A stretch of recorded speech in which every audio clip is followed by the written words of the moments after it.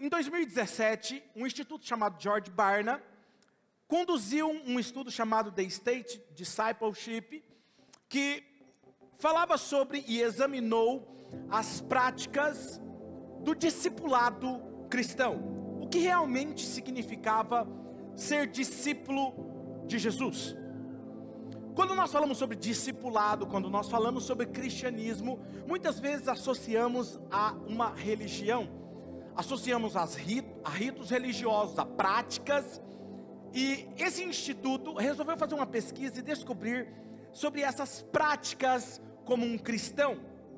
E nessa pesquisa eles descobriram que muitos cristãos tinham dificuldade em aplicar os princípios bíblicos na sua vida cotidiana. E não é diferente. O que eu percebo hoje em dia é que as pessoas vivem aquém daquilo que Deus tem para nós. E vivemos aquém porque não entendemos, ou por falta de compreensão, ou por falta de revelação. E eles chegaram a alguns dados incríveis. E em um outro momento, em uma outra pesquisa, esse mesmo instituto fez e constatou algo que gerou uma grande preocupação. Eles chegaram à conclusão de que 60% dos entrevistados nunca haviam levado uma pessoa sequer a conhecer Jesus. 60%. Outros números alarmantes, apenas 22% haviam falado de Jesus para um amigo nos últimos 3 meses. E 12% haviam trazido uma única pessoa à igreja onde eles estavam frequentando como comunidade. E um dado interessante da pesquisa foi que mais pessoas haviam chegado a Jesus sozinhas do que a convite de alguém. E esta pesquisa destaca o fato de que mesmo entre aqueles que se identificam-se como cristãos, podem haver uma lacuna significativa entre as crenças professadas e a sua prática real do cristianismo. Uma coisa é eu falar que eu sou um cristão, uma coisa é eu falar que eu frequento uma igreja, outra coisa é eu viver como um cristão. O verdadeiro problema nós encontramos quando o discurso está desalinhado com a sua prática. Vou repetir, o grande problema do cristianismo é quando o discurso não está alinhado com a sua prática. Por quê? Porque o verdadeiro cristianismo não é uma religião e muito menos um discurso. É a expressão viva da nossa identidade divina como filhos de Deus. Então quando eu falo que eu sou um cristão, eu estou falando que eu tenho a natureza de Deus, eu tenho a identidade de filho e eu me comporto como filho de Deus. E para mim, a lacuna, esse gap criado, porque nos encontramos com Jesus, e nesse primeiro momento quando nós conhecemos Jesus, nós estamos fascinados com Jesus, nós estamos impressionados, nós estamos encantados, e é exatamente nesse momento que estamos encantados que nós decidimos render as nossas vidas a Jesus, entregar as nossas vidas a Ele. E isso na Bíblia é chamado de primeiro amor. Diga comigo, primeiro amor. E primeiro amor é onde tudo é lindo, né?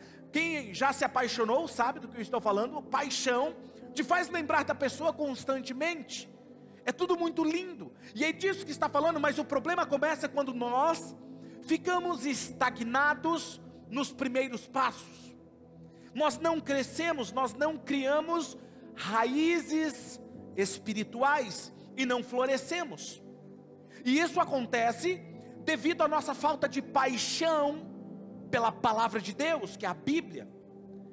Pois ela é que traz os tesouros escondidos e nela contido toda a verdade que eu e você precisamos saber para vivermos de acordo com a verdade de Deus. E é sobre isso que tem a ver com a mensagem de hoje: descobrirmos para o que nós fomos criados. O título da mensagem de hoje é: descubra os segredos da habitação de Deus. Se você está anotando, anote. Abra o seu aplicativo na versão da Bíblia que você mais gostar, ou acompanhe comigo na projeção, no Evangelho de João, capítulo 1, versículo de 10 ao 14. Diz assim o texto: aquele que é a palavra estava no mundo, e o mundo foi feito por seu intermédio, mas o mundo não o reconheceu. Veio para aqueles que eram seu, mas os seus não o receberam. Contudo, aos que receberam, preste atenção nisso, aos que receberam, aos que creram em seu nome. Alguém aqui recebeu ele? Alguém aqui creu nele? Olha o que diz uma verdade sobre você: deu-lhes o direito de se tornarem filhos de Deus, os quais não nasceram por descendência natural, ou seja, não foi gerado por uma gravidez, nem pela vontade da carne, nem pela vontade de algum homem, mas nasceram de Deus. Aquele que é a palavra, agora preste atenção nisso, tornou-se carne e viveu entre nós. Vimos a sua glória, glória como do unigênito vindo do Pai, cheio de graça e de verdade. Feche seus olhos um instante. Espírito Santo, nós estamos receptivos à tua palavra. Estamos com o nosso entendimento aberto, nossos corações estão como terra fértil. Toda boa semente da sua palavra encontrará um coração sedento por mais de ti e da sua presença. Amamos a tua palavra, Senhor, amamos ouvir a tua doce voz. Eis-me aqui, amado Jesus. Queremos não só ouvir a sua doce voz, mas sentir o quão perto você está de nós. Amém. A Bíblia nos revela que Jesus é o caminho, a verdade e a vida, sendo que Jesus é a única chave para acessar a presença divina de Deus. Mas antes de nós prosseguirmos com esses estudos, com essa série, é crucial que nós recordemos um aspecto fundamental dessa jornada espiritual. Quem aqui está disposto a ter uma experiência com Jesus? Profunda. Muito bom. Eu quero compartilhar 3 segredos sobre a habitação de Deus com vocês. Primeiro, a sombra da habitação de Deus.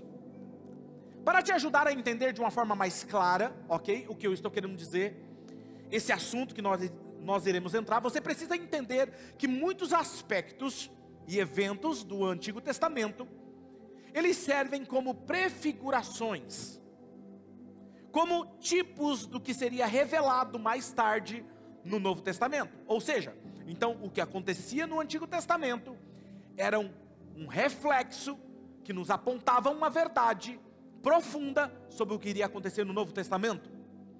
No Novo Testamento não só se cumpre as profecias, as promessas do Antigo Testamento, mas também revela a profunda realidade espiritual que eram apenas sombras na antiga aliança, que é o Antigo Testamento.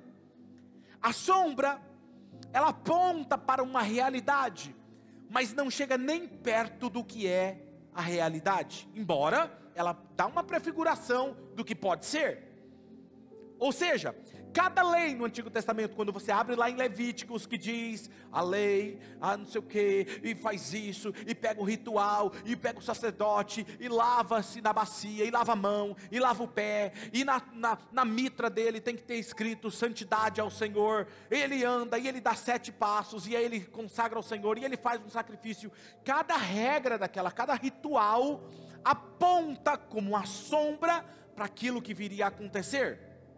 Precisa ficar claro isso para você. Em outras palavras, todos os rituais eram realizados, e as profecias e os personagens do Antigo Testamento apontavam para Jesus Cristo e a sua obra redentora e todos os benefícios que nós, como filhos de Deus, teríamos.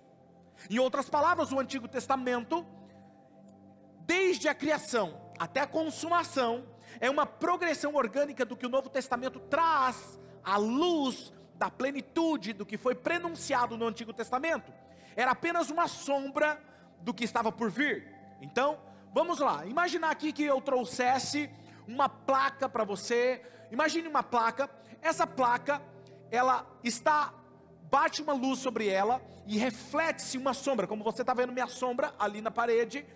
Se você olha a sombra, você imagina que é uma pessoa, e você não está me vendo, mas você vê a sombra. A sombra você sabe que é um personagem, que é alguém, mas nem de longe a sombra é exatamente o que é a realidade. Ou seja, a sombra mostra o que possivelmente será, mas a realidade é muito mais profunda do que você pode imaginar. E é isso que o texto está dizendo. E para você entender, está em Hebreus capítulo 10, versículo 1. Vamos ler esse texto? Olha o que ele diz. A lei, que é o Antigo Testamento, traz apenas o que, gente? Uma sombra dos benefícios que hão de vir.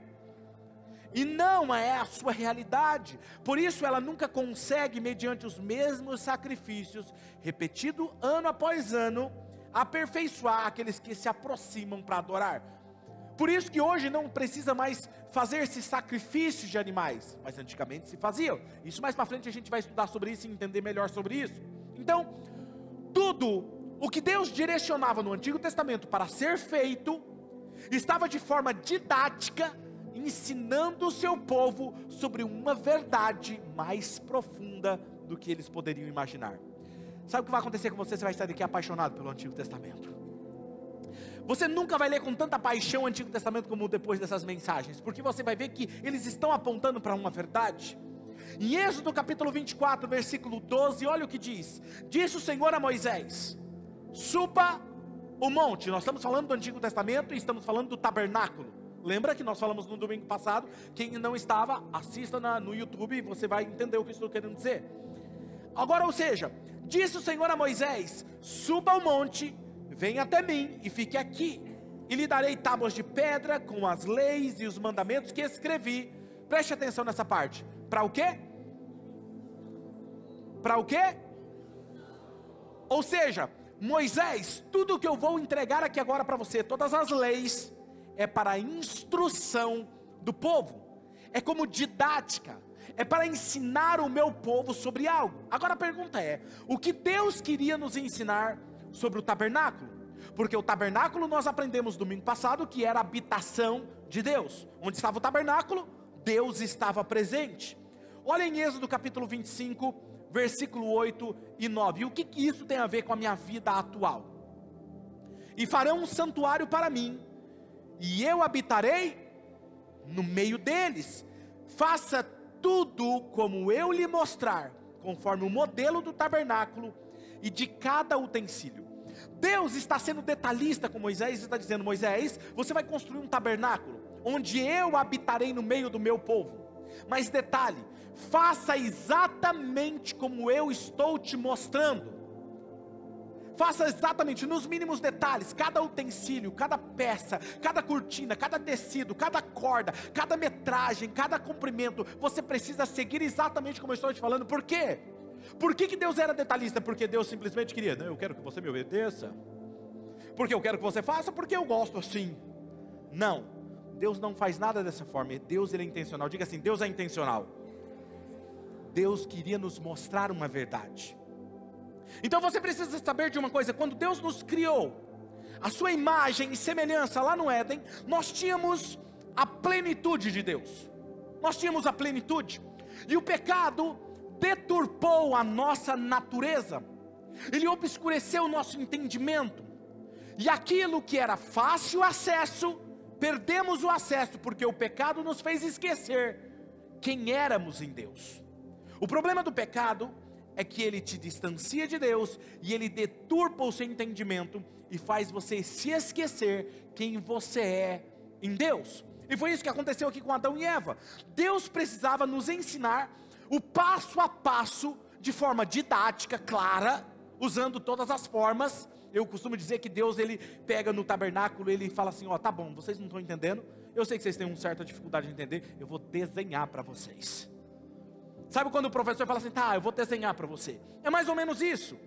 Ele precisava ensinar de passo a passo, então, restaurar aquilo que havíamos sido criados para ser, voltarmos a relembrar quem nós éramos em Deus. A solução para o pecado estava resolvida, a salvação estava resolvida, porque o Cordeiro, que era Jesus, havia sido imolado antes da fundação do mundo. Mas o que não tinha sido resolvido? Como fazer você se lembrar quem você era? Como? Não, o problema do seu pecado, a gente fica tão preocupado com o nosso pecado, não é verdade? Mas o pecado foi a primeira coisa que ele resolveu antes de te criar. Aquilo que nós achamos que é o pior impedimento, não é esse, porque esse já está resolvido. O problema é fazer você entender quem você é. Porque no dia que você entender quem você é, sua vida jamais será a mesma, em todas as áreas dela. Tem alguém me entendendo? Ok? Então veja, ele precisava mostrar o caminho, a verdade e a vida. Ele precisava que vivêssemos, ou víssemos, a imagem do varão perfeito. Ele precisava que nós enxergássemos o que era que ele esperava de mim, de você. O que ele precisava, para que você entendesse que você foi criado para ser alguém. E quando olhamos para Jesus, nós vamos ver exatamente o que ele espera de mim, de você. E para ajudar nessa didática, Deus manda Moisés então criar, construir o tabernáculo exatamente como ele tinha visto. E veja, Deus fala com ele e fala assim: Moisés, você vai construir o tabernáculo do jeito que eu te mostrei. Detalhe, não é como você acha, não é como você entende, é exatamente, mesmo que você não entenda, faça exatamente o que eu estou falando para você fazer. Tem coisas que Deus nos manda fazer, que nós não entendemos, mas nós só temos que aprender a obedecer. A solução para a sua vida está na obediência, não no seu entendimento. Uou! Gente, tem alguém aqui comigo ouvindo essa verdade? Ou seja, quando você obedece, você não entende, lá na frente você vai entender, porque você tem que obedecer. E é isso que ele está querendo dizer. Então o tabernáculo era apenas uma sombra da habitação de Deus, a figura de algo que estava por vir. Aquela tenda, e nós vamos entrar nessa tenda, nós vamos entender cada utensílio, o que significa isso para a minha vida hoje e para a sua. Então a primeira verdade é que era a sombra da habitação de Deus. Segundo, livres para a habitação de Deus. Quando Deus mandou Moisés construir o tabernáculo, em que momento que foi isso? Quando foi? Olha o que diz em Êxodo 29, versículo 45 a 46. E eu habitarei no meio dos israelitas, e eu serei o seu Deus. Perceba que Deus está expressando o desejo dele. Eu quero habitar no meio do meu povo. Porque eles estavam no Egito, eles estavam sendo escravos no Egito, e lá eles estavam cultuando a outros deuses, que desagradavam a Deus. E um dos mandamentos primeiro mandamento, qual que é? Não terá outros deuses diante de mim. Primeira coisa que você precisa entender, existe um só. E aí ele fala assim: o meu desejo é habitar no meio do meu povo, e eu ser o seu Deus. E saberão que eu sou o Senhor, o seu Deus, que os tirou da terra do Egito, para habitar no meio deles. Por que Deus tirou você do Egito? Para Ele habitar em você. Agora preste atenção nisso. Se no Antigo Testamento nos aponta uma verdade, esse momento era didático. O que Ele estava nos ensinando? O povo do Egito estava sendo oprimido pelo inimigo, por Faraó, que estava oprimindo eles, dominando eles. E existia um significado nisso. O que nos aponta para uma verdade? Haviam perdido a adoração ao Deus verdadeiro, e Deus está falando: eu preciso tirar vocês da escravidão. E quando vocês entenderem isso, por que eu vou tirar vocês da escravidão? Para torná-los livres. Porque se você for livre, eu posso habitar no seu meio e ser o seu Deus. Que eles saibam que eu tirei eles da terra do Egito para habitar no meio deles. Detalhe, da mesma forma, o Egito é comparado ao mundo. Quando nós estamos distantes de Jesus, nós estamos oprimidos pelas obras do diabo. Nós estamos oprimidos pelas hostes infernais e obras malignas dele, que nos aprisiona e nos oprime. Quem está entendendo? Quando você conhece Jesus, então você se torna livre. E por que ele quer te tirar da escravidão? Para que ele possa habitar em você. E você saiba que ele te tirou da terra do Egito, e ele é o seu Deus. Isso é incrível. Agora veja aqui, Efésios capítulo 2, versículo 1 ao 5. Vamos ver o significado disso para a minha vida e para a sua vida hoje. Vocês estavam mortos em suas transgressões e pecados antes de conhecer Jesus, nos quais vocês costumavam viver, quando seguiam a presente ordem desse mundo e o príncipe do poder do ar, o espírito que agora está atuando nos que vivem na desobediência. Olha isso, anteriormente todos nós também vivíamos entre eles, satisfazendo as vontades da nossa carne, seguindo seus desejos e pensamentos, como os outros, éramos por natureza merecedores da ira. Ou seja, O que acontece quando você é oprimido pelo inimigo, você segue a cultura do mundo, você tem a sua mente, seu entendimento deturpado. Logo, o seu comportamento não é como um filho de Deus. Seu comportamento é totalmente diferente de um filho de Deus. Quais são as obras da carne? Uma delas, ira, contenda, lascívia. Quem está me entendendo? Ou seja, por que nós temos esse comportamento? Por quê? Porque nós estamos ainda sendo influenciados e oprimidos pelo inimigo. E Deus está falando, eu posso libertar vocês. E olha o que o texto continua. Todavia Deus, que é rico em misericórdia, pelo grande amor com que nos amou, Ele fez o quê? Deu-nos vida com Cristo. Não é nos deu a vida de Cristo, Ele nos deu a vida com Cristo. Quando ainda estávamos mortos em transgressões, pela graça vocês são salvos. Sabe o que significa isso? Não é pelo seu merecimento, não é porque você é perfeito, é pela graça. Então veja que para receber todos esses benefícios é pela graça, não é pela sua perfeição, não é porque você ora demais, não é porque você é perfeito, não é porque você não peca, não, é porque eu entendi quem eu sou, e por eu entender quem eu sou, meu comportamento muda, é entendimento, é mudança de mentalidade. E quando Adão e Eva pecaram, eles perderam aquilo que eles buscavam. Digo isso porque ao comerem do fruto, eles estavam buscando fora a solução daquilo que estava dentro. Eles queriam ser como Deus, porque a serpente disse, se você comer do fruto, você não morrerá. Se você comer do fruto, você será como Deus. E por isso que Deus não quer que você seja como Ele, porque você vai conhecer o bem e o mal. Ou seja, mas Deus já tinha feito o quê? Façamos o homem à nossa imagem e nossa semelhança, ou seja, eles já eram como Deus. Todas as vezes que você busca fora de você ser aquilo que você já é, você perde quem você é. Quanto mais eu busco fora algo que eu quero tanto, sendo que eu já sou e eu já tenho, eu deturpo esse comportamento. Eu nunca consigo. Naquele momento Adão e Eva comem do fruto, querendo buscar ser o que eles já eram, e eles deixaram de ser. Perceba que a serpente mexeu onde? Onde que ela mexeu? Na crença deles. Diga assim comigo, crença. O que é crença? Crença é aquilo que você acredita, e você se move baseado naquela crença. Eu acredito nisso. Eva, Adão, eram como Deus, mas a serpente foi lá e colocou uma dúvida. Não, é por isso. Esse Deus não é tão bom como você está dizendo. Mexe na crença deles, ou seja, e ele faz isso através das suas experiências, pessoas e ambiente. Quando Satanás quer mexer na nossa crença, ele não vai aparecer de chifre, um rabo de seta, um tridente. Não! Porque se fizesse isso, o que você faria? Sai em nome de Jesus! Nada, eu sei que você ia correr. Né? Não, ele não vai aparecer desse jeito. Sabe o que ele usa para mexer na sua crença? Ele usa as suas experiências, ele usa as pessoas que estão à sua volta e o ambiente. Quem está me entendendo? Toda dor, agora preste atenção nisso aqui. Toda dor causada pelo pecado foi uma algema usada para aprisionar você longe do poder que pode te liberar ou libertar. A sua mente é o território mais desejado de Satanás. Porque se ele consegue o controle, se o inimigo buscar dominar o território da sua mente, através das suas crenças, ele faz isso, ele muda quem você é, ele deturpa quem você é. Por isso que ele busca a nossa mente.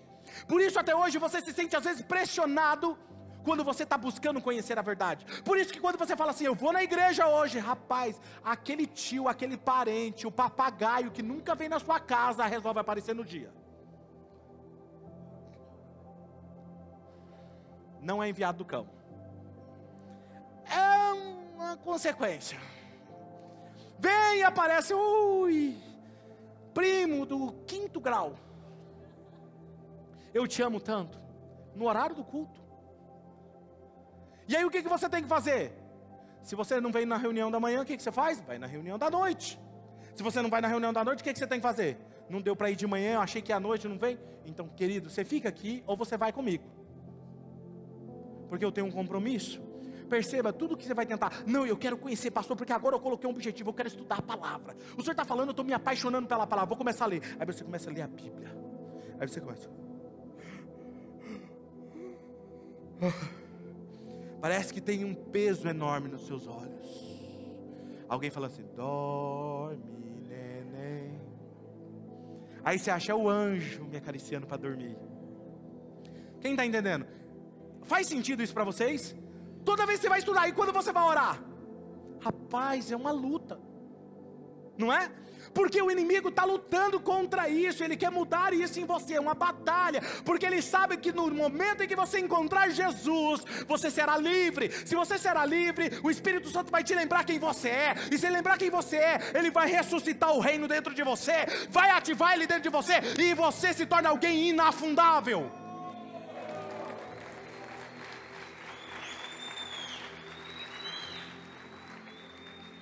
Então ele é a sombra, o tabernáculo é a sombra de algo que estava por vir. Segundo ponto que eu disse, você se torna livre para ser a habitação de Deus. Terceiro, encontrando a habitação de Deus. Agora vamos voltar um pouquinho para Jesus, depois eu falo num próximo domingo sobre você. O tabernáculo era a habitação de Deus, e ele tinha 3 partes. Quais eram as 3 partes? Tem alguém aqui comigo? Qual eram as 3 partes do tabernáculo? Gravaram o pátio, o santo lugar e o santo dos santos, que significava o caminho, a verdade e a vida, ok? Vamos lá em João capítulo 1, versículo 14, no primeiro texto que nós lemos. Vamos ler comigo, vamos lá, aquele que é a palavra. Quem é que era a palavra, gente? Jesus. Olha o que ele diz, tornou-se carne e fez o quê? Viveu entre nós, vimos a sua glória, glória como do unigênito vindo do Pai, cheio de graça e de verdade. E algo me chama a atenção nesse texto, porque João, a escrever esse texto aqui, ao escrever, ele escolhe uma palavra específica. Ele não escolhe qualquer texto, ele não escolhe qualquer palavra, ele escolhe uma palavra específica para dizer que aquele que era a palavra, o próprio Deus, que criou todas as coisas, a palavra que era o próprio Deus, tomou forma humana e viveu entre nós. O termo no grego para viveu entre nós é skenol. Diga comigo, skenol, que significa, vamos falar mais forte, 1, 2, 3, o que significa isso? Esse termo tabernaculou-se era usado, vamos tabernacular, os levitas entendiam, o que era tabernacular? Montar o tabernáculo. Ele poderia simplesmente usar outro termo, e tem outros termos. Por que João usa o termo tabernaculou-se? Ele estava falando, gente, o tabernáculo que vocês estavam achando, estava prefigurando a palavra tabernaculada entre nós. Ele é intencional. Agora vamos trocar a palavra que viveu para tabernáculo, ok? Vamos lá no texto de novo, 1, 2, 3, aquele que é a palavra tornou-se carne e tabernaculou-se entre nós. E o texto continua, vimos a sua glória, a glória como no unigênito do Pai, vindo do Pai, cheio de graça e de verdade. Agora perceba um outro detalhe, que estava em Jesus. Quando o texto diz que o fato que ele agora é ser o tabernáculo vivo, andando entre nós, lá era a habitação de Deus. Ele está dizendo agora, o meu corpo é a habitação do Pai. Agora olha isso, e havia um poder que emanava de Jesus. João capítulo 1, versículo 14, a parte B diz assim, ó, vimos a sua glória, glória como do unigênito, vindo do Pai. A palavra grega para glória, porque quando a gente fala glória, a gente acha que é algo místico, né? Mas glória vem da palavra grega doxa, que significa esplendor, brilho, ou ver a visível manifestação da presença de Deus. É quando você entra num lugar e alguém fala assim, rapaz, Deus está sobre essa pessoa. Eu sinto, quando ela abre a boca, eu sinto a presença de Deus. É a glória. Você sabia disso? Aí é isso que está acontecendo, olha isso. Por isso que Nicodemos, quando vai até Jesus, ele disse assim, é impossível alguém fazer o que você está fazendo, tendo esses sinais, essas maravilhas, essa manifestação de Deus, se Deus não é com ele. Aí ele fala assim, você não pode ver o reino se você não nascer de novo. Mas vamos voltar aqui que agora eu vou mexer um pouquinho com a cabeça de vocês. O texto diz: vimos a sua glória, vimos a manifestação visível da presença de Deus em Jesus, como do unigênito. Agora veja, no original, no grego, o escritor está falando, a glória que vimos era como do unigênito, mas a glória não era dele. A glória aí não era de Jesus. Como assim? Porque lá em Filipenses capítulo 2, versículos 6 e 7 vai dizer que ele despiu-se da sua glória. Ele abriu mão de ser como Deus, tomou forma humana e viveu entre nós. Se ele abriu mão da glória, como é que agora aqui eles estão vendo a glória? Olha o que diz o texto, 2, versículos 6 e 7, que embora sendo Deus, não considerou que ser o igual a Deus era algo que o deveria apegar-se, mas o que ele fez? Esvaziou-se a si mesmo, ele abriu mão de ser igual a Deus, vindo a ser servo, tornando-se semelhante aos homens, ele era como eu e você. Agora veja, ele abriu mão daquela glória, então essa glória vista, essa manifestação visível da presença de Deus, não era dele. Vamos continuar vendo o texto. Em seguida o escritor do evangelho diz assim, ele usa um termo Pará. Diga assim, Pará. Não é o estado do Pará. Agora veja aqui, para você entender, é como se o escritor está falando assim, vimos a sua glória, vírgula, a glória como sendo dele. Eu via como se fosse dele, mas não era dele.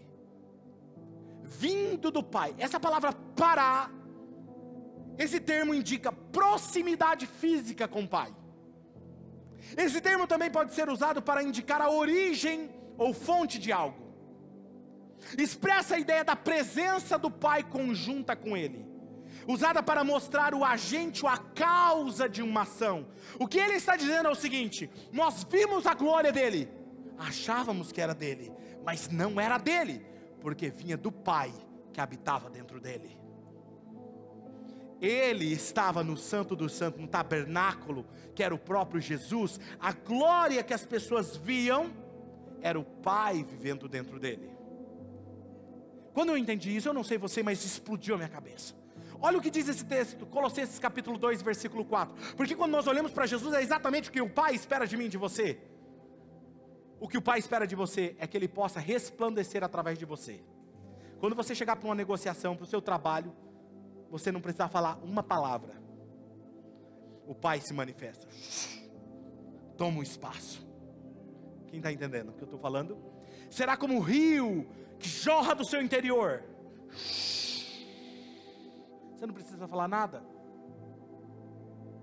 Um dos grandes heróis da fé diz que entrava numa fábrica para trabalhar, e de repente todos começavam a chorar, convencidos dos seus pecados, sem que ele dissesse uma só palavra, porque somente de olhar para eles, o brilho da glória de Deus em seu rosto era tamanho e tão real, que as pessoas se convenciam dos seus pecados. Eu já contei isso aqui para vocês. É isso que Deus quer, a manifestação dos filhos de Deus. Colossenses 2,9, olha o que diz: pois em Cristo, leia comigo, vamos lá, 1, 2, 3. Pois em Cristo habita corporalmente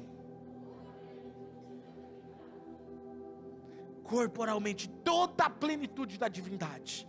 Colossenses 2,9 na linguagem de hoje diz assim: pois em Cristo, como ser humano, está presente toda a natureza de Deus. Não é que está uma parte de Deus, está o próprio Deus em sua plenitude. Não é porque era Jesus, é o que eu e você podemos ter, a plenitude de Deus em nós. A pergunta é: como seria a sua vida se Deus habitasse a plenitude dele, em toda a plenitude em sua vida, através do reino dele? E por que nós não vemos isso, pastor? Porque nós não nascemos de novo. Percebe? E aí você vai começar falando: pastor, mas então a maioria dos cristãos, pois é, eu também entrei em crise. O corpo físico de Jesus tornou-se o tabernáculo que carregava a presença do Pai, em toda a sua plenitude, o poder que transcendia qualquer compreensão humana, a paz que excedia todo entendimento, para despedaçar todos os ferrolhos que aprisionavam as pessoas nos seus pecados e a velha natureza. Ele veio para tornar livre eu e você, para que nós pudéssemos receber essa mesma vida. Eu vim para que eles tenham vida, e a tenham em plenitude. Sabe qual é a palavra em grego ali para vida? Zoe. Não é a vida biológica, é a vida de Deus em sua plenitude. Eu vim para que eles tenham essa mesma vida e a tenham em toda a sua plenitude. 1 João capítulo 3, versículo 8 diz: aquele que pratica o pecado é do diabo, porque o diabo vem pecando desde o princípio. Para isso, o Filho de Deus se manifestou, para o quê? Destruir as obras do diabo. Desde o início, lá do Jardim do Éden, a serpente engana as pessoas, fazendo você se sentir a pior pessoa, fazendo te aprisionar a pecados que você vive cometendo. E quando você peca, ele simplesmente te aprisiona a isso. Quanto mais você peca, mais você está preso a ele. É isso que o texto está dizendo. Em outras palavras, o que esse texto está nos dizendo é que aquele que continua pecando, continua no pecado, é porque está preso ao pecado. Os ferrolhos do pecado estão aprisionando a sua alma. Mas o Filho, que tem toda a plenitude do Pai, veio justamente para destruir essas obras do diabo, destruir tudo aquilo que tem tornado você prisioneiro dele por anos, prisioneiro da ira, prisioneiro das obras da carne, da lascívia, da pecaminosidade, do pensamento profano. Percebe? Ele veio para te tornar prisioneiro, mas Cristo veio para quebrar isso, e te tornando livre, você nascerá de novo, e o reino de Deus voltará a brilhar através de você.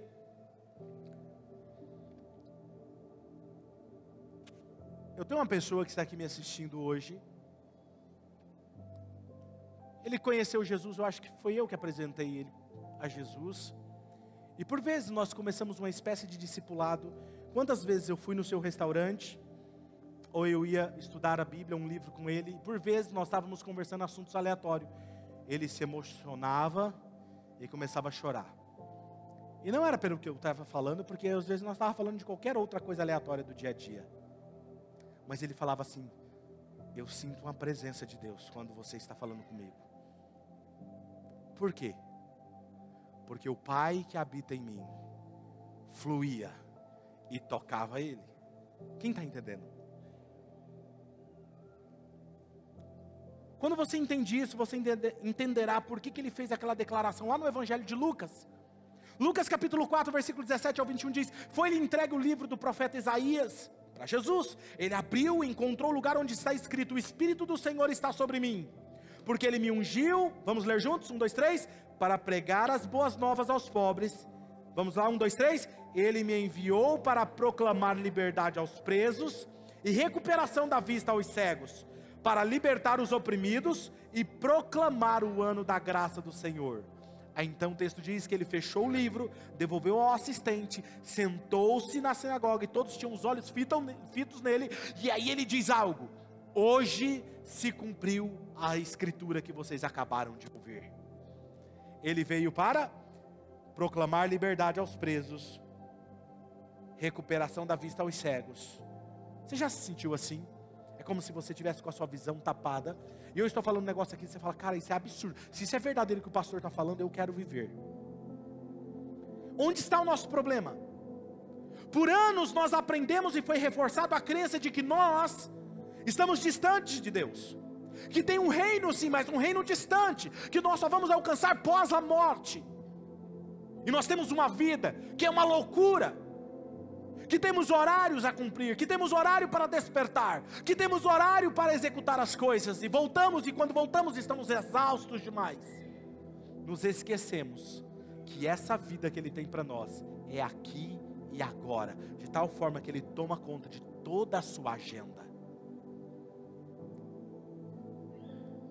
E quando eu olho para Jesus, eu vejo Ele despedaçando esses ferrolhos da alma das pessoas oprimidas, curando e abrindo os olhos daqueles que não podiam enxergar a verdade, que o Pai não estava distante, que Ele estava mais perto do que nós podíamos imaginar.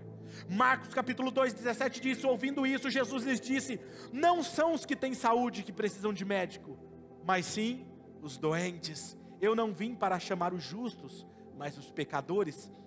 E isso eu acho fascinante em Jesus. Ele diz que ele veio para os doentes, os pecadores. Ele olha para o estado do pecado e ele não olha como algo, uma condenação. Ele olha como uma doença, dizendo assim: eu sou a cura para essa doença. Isso é incrível.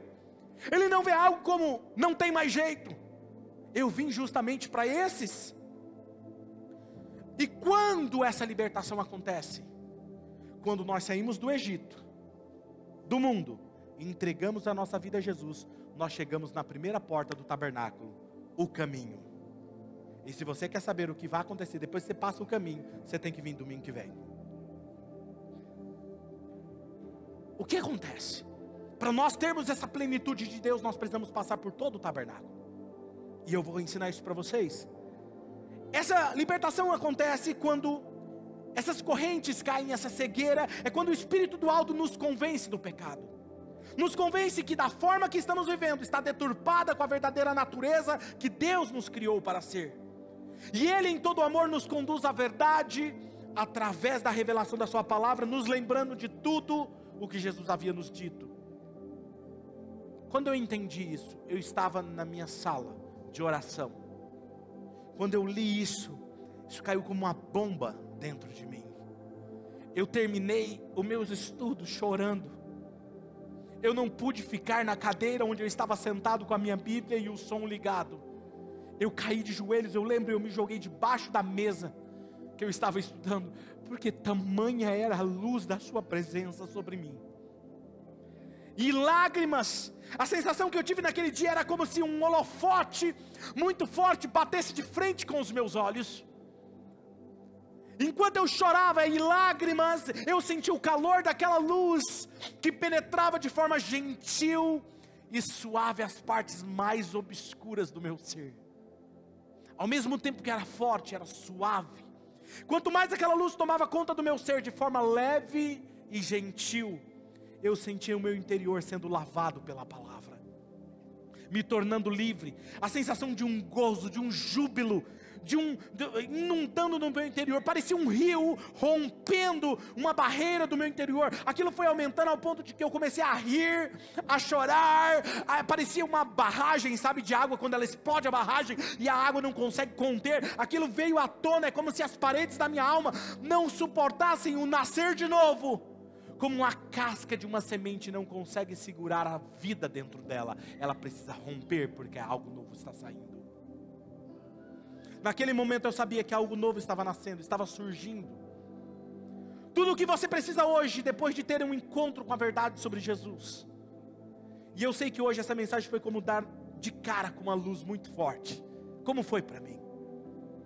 Primeiro, Deus precisa fazer você entender, de forma didática. O calor dessa luz é capaz de penetrar as partes mais obscuras e trazer limpeza e pureza na sua alma e na sua mente. Eu te convido a fazer o que eu fiz, deixar o poder que excede a todo entendimento romper com as cadeias da sua alma. E o rio de água viva traga pureza no seu interior, porque é exatamente aí onde a glória do Pai rompe para fora. A pergunta é: você está pronto? O Senhor vai fazer algo aqui agora. Nós vamos cantar, mas eu quero que você feche os seus olhos antes.